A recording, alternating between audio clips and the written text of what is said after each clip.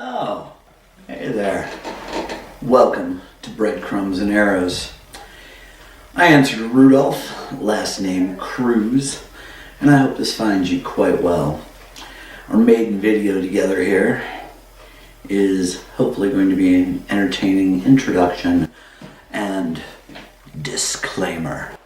I'll be posting content here as well as at the website by the same name with crisscrossed links. Songs with lyrics written down will have a link to the lyrics and vice versa. Blogs, if they have a corresponding video, will have a link to the video and vice versa. Content, since just about anything could be offensive to anyone, may be found offensive. All the things that I'm going to share here are new to me, or were when they came to me. So if I know the source of material, I absolutely will give credit where it is due, because I believe in doing so. If you happen to notice something and you're like, geez Louise, go ahead and submit a comment with a link so I can check it out, and then I will amend the post if necessary. Speaking of posts, once I have a schedule in mind for the frequency of posts, I will let you know. Being true to oneself, and outwardly so, is a public service as far as I'm concerned. Ever since I was a kid, I've been running at the mouth. Talking. Well, when I was around 20 or so, thought occurred to me that, and it was usually always aimed at other people. If you think you know so much, shut up and write a book. Had I taken that advice, I probably would have been a lot less of a pain in the ass to some people and friends and whatnot. But I also probably would have missed one of the pivotal conversations that I had with a friend once. I was over at his house and probably mooching off his weed supply and, talking about my life and whatnot. And I was saying to him that I had friends talking to me and, about their problems and their complaints about life. And I had told Jason that I said, I feel icky at the end of it. And he looks at me and he says something that pretty much changed my life. He said, "It's because you're being evangelical." I was mortified at his comment, but I couldn't deny it. He was absolutely right. I may have meant well, but nobody asked me for my advice, and I would even find myself sometimes getting offended, that someone didn't take my advice. Hence the ick I mentioned a moment ago.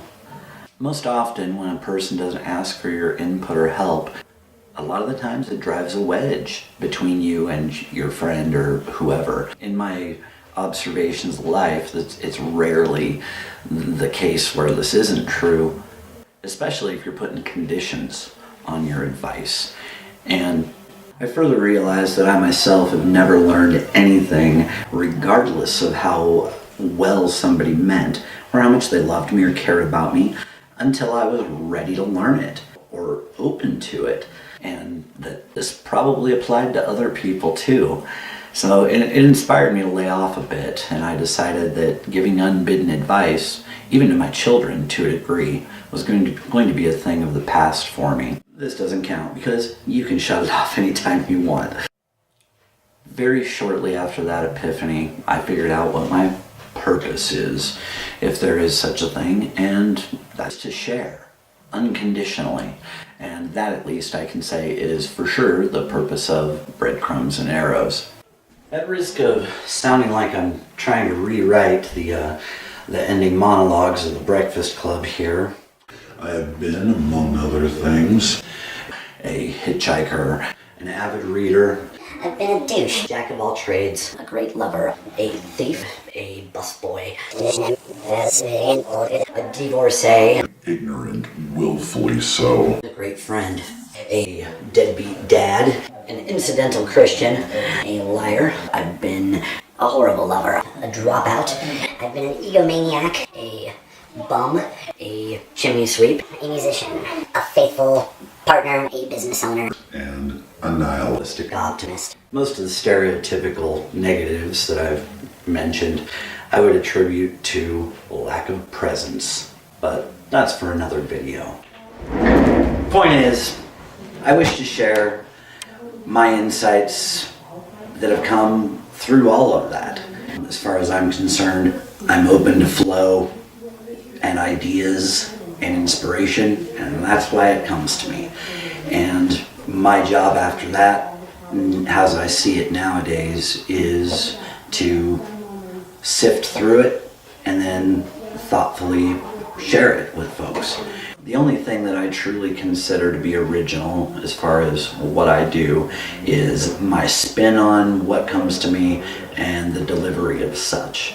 Other than that, as far as I'm concerned, it belongs to all of us, to humanity. Call it collective consciousness, call it divine inspiration, call it bullshit, whatever. I'm not saying that this applies to any other creative person or their endeavors at all. So I pretty much only level such distinctions in myself, at least when I'm on my game.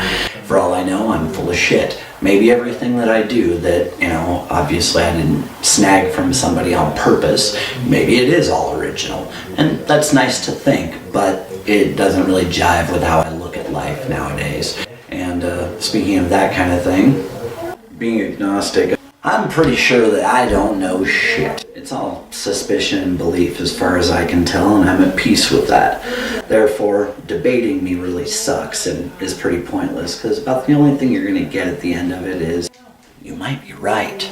Before we part company, I would like to put a fine point on what I mean exactly by unconditional sharing. If you find something in here that is worth rewriting, or sampling, remixing, or flat out saying it's yours, take it with my blessing.